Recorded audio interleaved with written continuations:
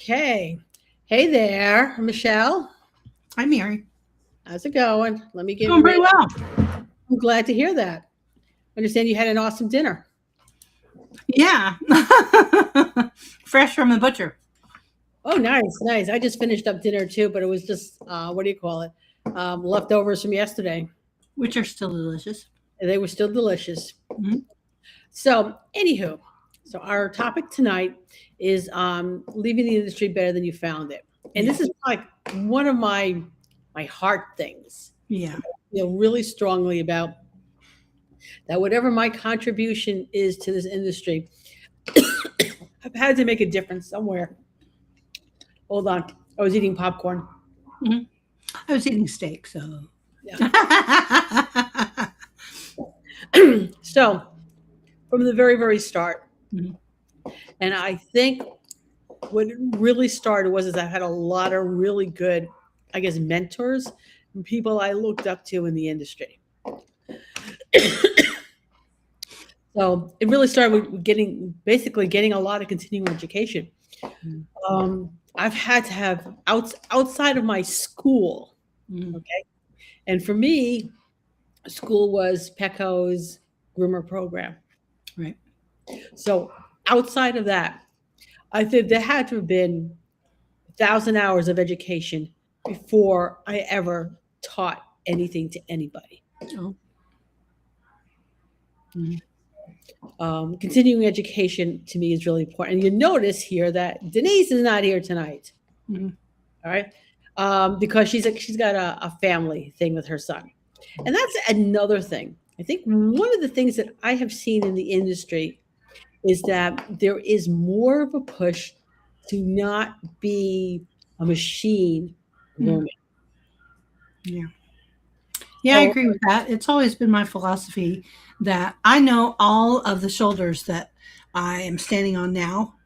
And I realize over the longevity of things, I always like to ask students or ask friends, oh, you remember that one girl that did that one thing?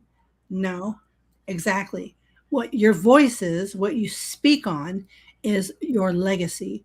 So everything that we do today, everyone that's a groomer today, is making another level of the foundation for everyone who comes after. And you have to make sure that that's solid. They might not remember my name, but they sure will remember what I taught. And that goes for all of us. That goes for all of us. No contribution is too small. When you get to sharing information, there's something that everybody contributes to the whole. yeah, oh no, I agree with that. There Mhm. are so many, like going back to the trade shows, even I'm not even talking grooming shows now. I'm Mhm. talking other shows like Super Zoo, which are more retail, Mhm. right? Um, that was where I first met the Happy Hoodie Girls Mhm. before they sold. Mhm. Okay, and that was a product and for which they had a problem in their shop. They're Arizona girls, by the way. Um, and they created a product that which was working, and they took a chance, and they went to a trade show, and they didn't do many trade shows, by the way, Mhm. right? But they got their product out there, and honestly and truly, I think that one product, and that was very in the very beginning of my career, Mhm. made such a huge difference Mhm. in how the pets on my table were being groomed. Mhm. Something as simple as helping prevent them, protecting their ears, Mhm. muffling the noise from them. Mhm. Just that one thing made a huge difference, made life easier for myself and for the pets. Mhm. So if you Do have, oh, there she goes. So if you have an idea, I mean, honestly and truly, pursue it.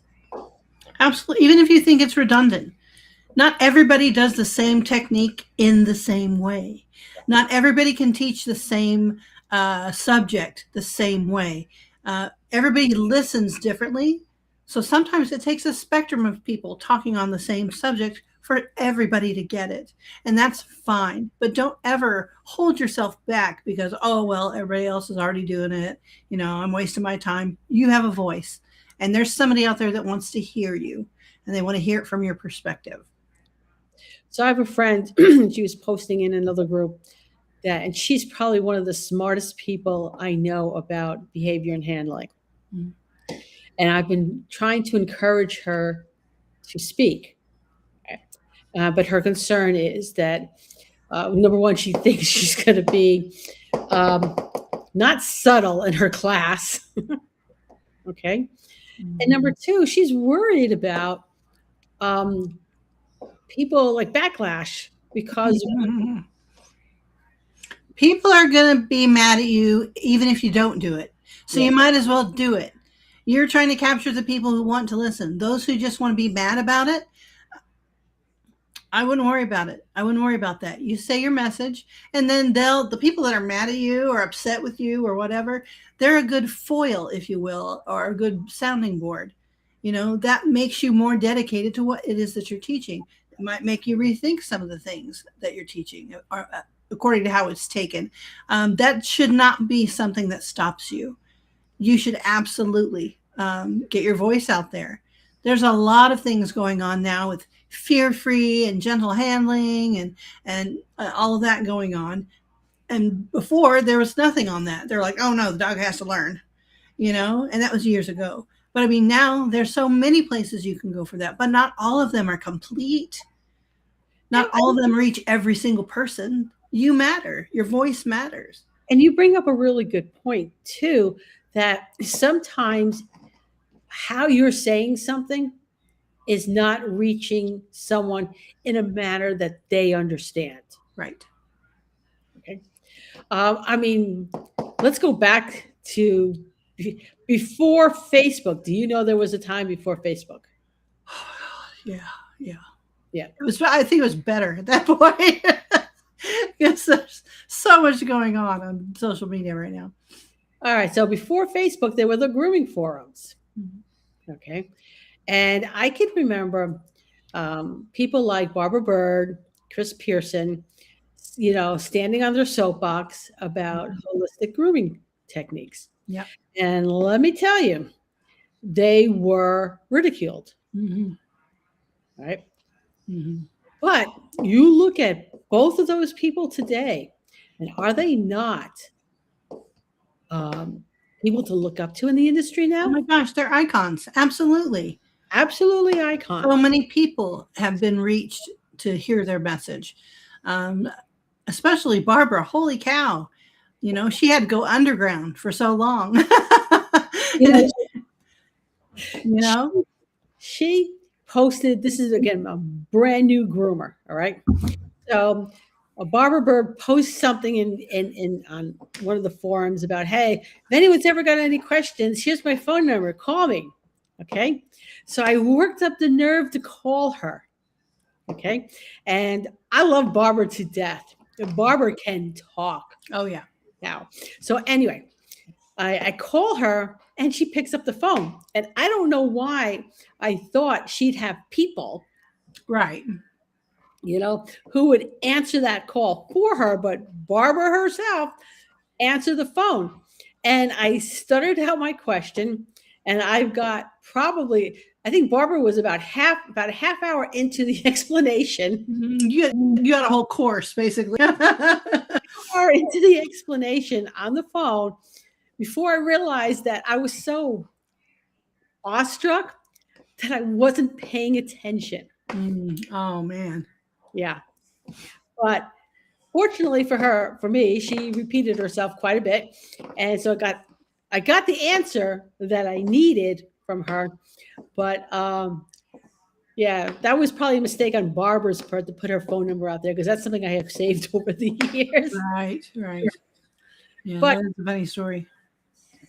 So, but anyway, if you have something to say it. All right? Absolutely. There will be people who don't want to hear what you have to say. I heard, I don't know how many times at a trade show, mind you, about that's not the way we do things. So,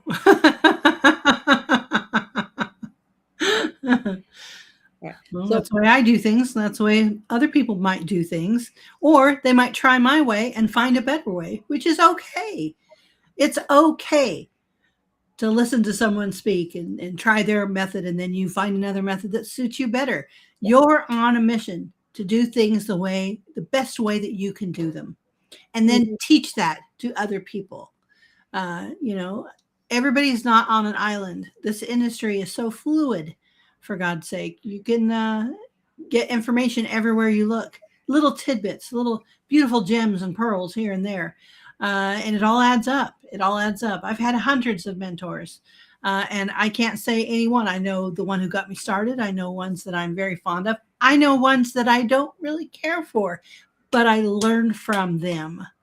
They had good information, and they made me question my motives, the way I do things, my techniques, my product choices. They made me think about it, and that's really what we're after. I'm speaking for all teachers or all educators in our industry, but not only do we want you to listen, we want you to grow. We want you to think for yourself and not just get a recipe and follow the recipe, or try that technique and well, it didn't work that way for me, so I'll keep using it, but because she said so or he said so. No, we want you to find what works for you. You are a professional out there. you You're know, the professional. You get to choose all the things that you do. If you want to change up, change up. Absolutely. yeah, I bought a pair. I mean, we're all scissor whores. I mean, okay. I'm retired oh my God, it's like 7 years, 6 years now. But Mhm. anyway, I still have a full set of scissors. Mhm. And I could probably still sell more scissors and still have a full set of scissors. But Mhm. I was at a trade show and I bought one of those really, really long A scissors, long hair. Mhm. really long pair. And I'm already mobile at this point. Okay. So, I mean, the type of scissors that you could take like a toe off. Oh yeah. Oh yeah. My talons, which are I can't even tell you how many years those are old, but they can still decapitate you. They'll cut your whole hand off, bone and all. I bought that because I had a handful of standard poodles. Mhm. So I bought it for that, thinking it would, maybe cut down a little bit on my scissoring. Mhm. And honestly and truly, I didn't like them. Mhm. Right? I didn't feel for me, and I probably didn't give them a good enough shake.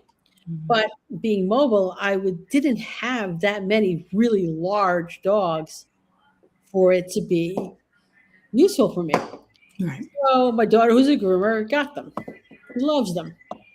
Mhm. And then I bought a pair, and I forgot what brand they were. But they were a huge curved chunk of Curve. meat. They were big. And I love those things. Man, that would take an Aussie butt or a golden butt and like two cuts, and you were done. You were there, yeah. I love those scissors. Again, my daughter has them. Mhm. Yeah, I've got a set at home, a full set at home, and a full set at work. But I think when I retire from salon work in July, I'm going to probably not loan, but just donate all the ones that I'm not going to use again. Everything: the combs, brushes, scissors, all of my doodads, my everything. Going to donate it to Melissa Conti Jeaner for her school, because Oh, all my great. stuff is left-handed, and she has a hard time getting left-handed stuff donated. I'm like, hey girl, talk to me in July and I'll set you up. I got everything.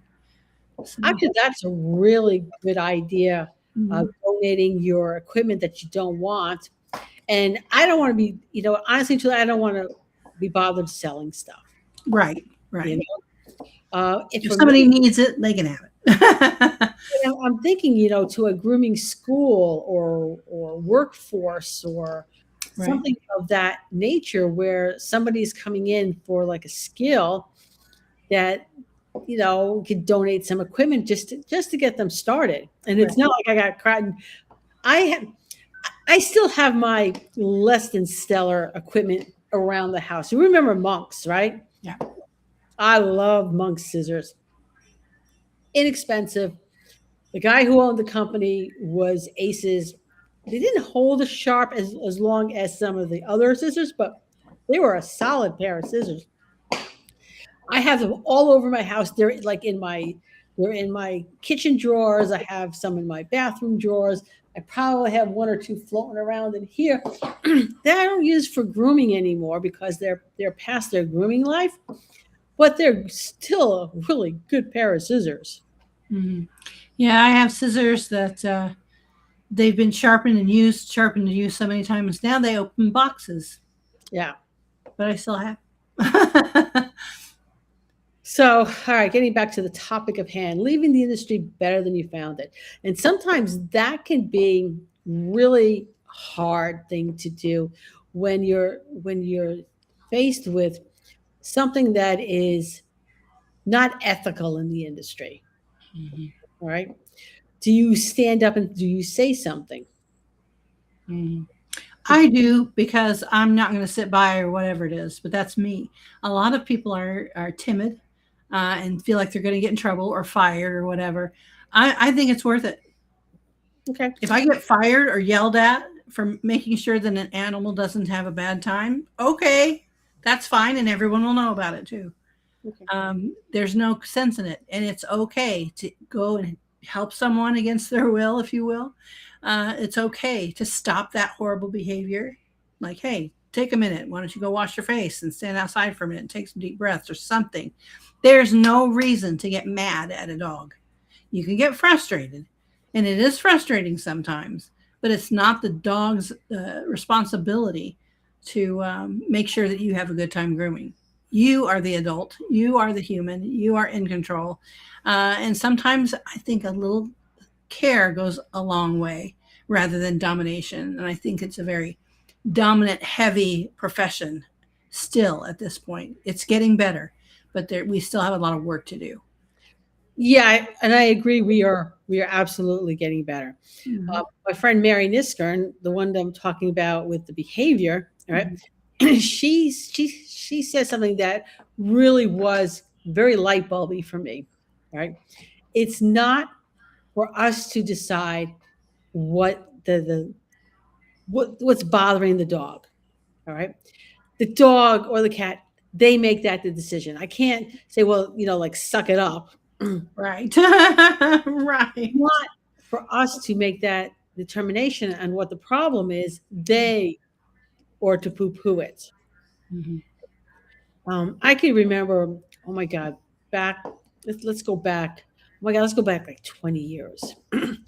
And again, the whole, different way of doing things. And there was a case and it happened up in Canada where a cat groomer was like posting videos of our cat grooming with the owners there, fully aware of it. And they had each of the paws tied spread eagle on both sides so that the cat could not move while she shaved the cat. And Mhm. that is how she learned how to groom cats, and probably the person before her taught her. But that was how it was done because there was any never any thought of continuing education to see that that was not. I mean, she got the job done. Right. Cat was groomed. Owners were there. Owners were okay with it. Just that realization that it never occurred to them. Would you want to be hogtied to a table, spread eagle, trying to get something done for your benefit? Right. Yeah, I don't want to live that way. I don't want to be the one who has to do that. I'm going to find a different way. Yeah.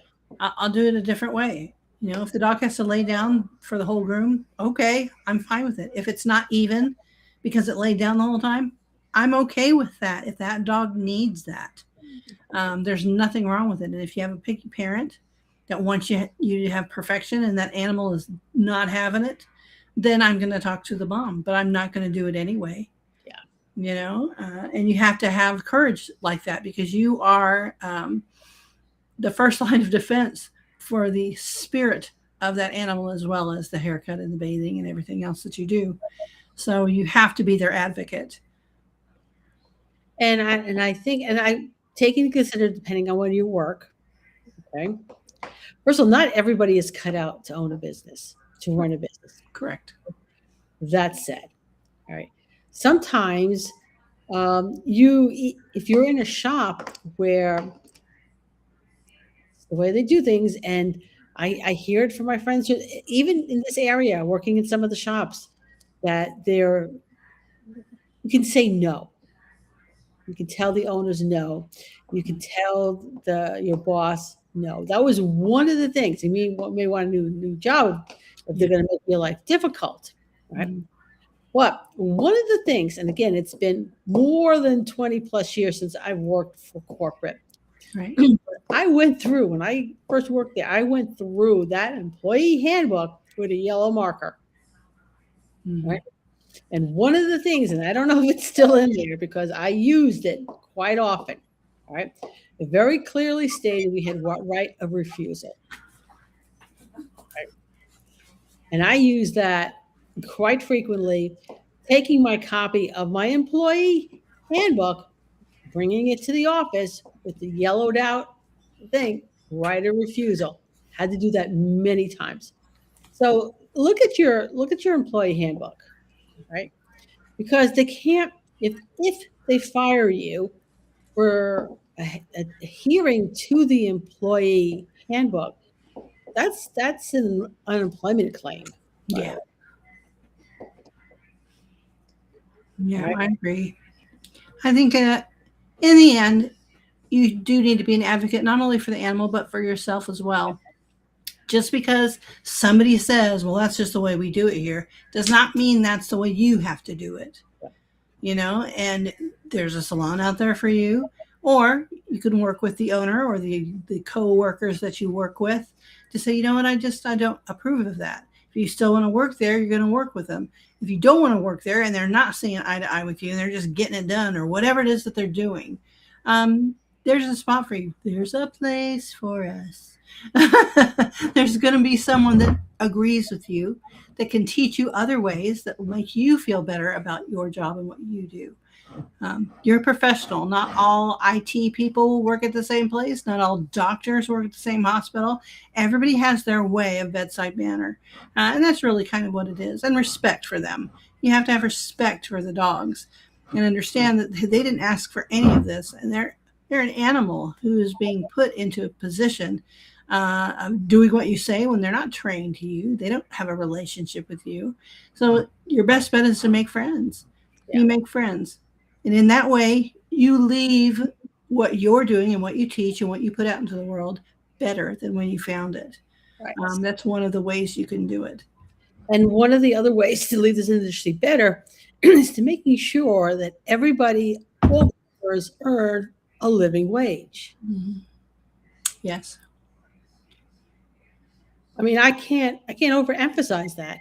If you're struggling to live in the area in which you work, okay, or within a reasonable commute to work, then look around. Yeah. We've got 2 shops here in this area here that I know of. I don't know all of the shops. Mm-hmm. They're 2 of the highest priced shops in the area, and every single employee in both of those shops earns enough money to live in this area. Mm-hmm. And the best way to give yourself a raise is to really give good customer service.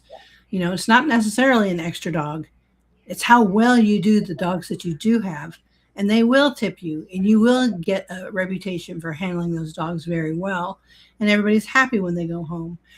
I think I had a client the other day that I just met.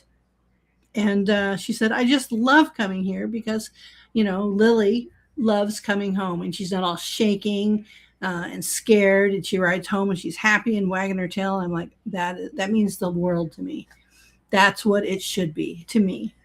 And I live by that philosophy. That's what I want in my life, because I live my life and I make my choices so that I'm comfortable and cared for, and my family is comfortable and cared for. And that includes the pets that I work on. I want them to be comfortable and cared for, clean and happy. All right. So to circle back to again, why Denise is not here tonight. Rude. Right? It's because she's taking family time. Her son has got an event at school. And she wanted to be there. Yes. All right. So part of making this industry better, all right, is earning that living wage, Mhm. all right, so that you're not working from like basically the minute you get up to the minute you go to bed. Mhm. All right. Or killing yourself during the day. So you're so exhausted at night, you don't have any energy to do anything. Right. All right. And Denise owns 3 grooming shops. Mhm. Right. And make sure that she spends time with her children for family events. So anyway, kudos to her, even though we're mad at her. We're not mad. We're jealous. Okay. Yeah. Yeah. Maybe just a bit. Right. Okay. So this was the wise portion of Healthy, Wealthy, and Wise. So in, was it 2 weeks? Mhm. I think that's you're up. Yes. Okay. With Healthy, what are we talking about? I don't know. You wrote it down. I know I wrote it down. I don't know where it is. You got it wrote down somewhere. Okay. Anyway, so we'll see everybody in, this is the 2nd Tuesday of the Mhm. month. Yep. The 4th Tuesday of the month, we will see you. So 2 weeks. Sounds good. All right. See everybody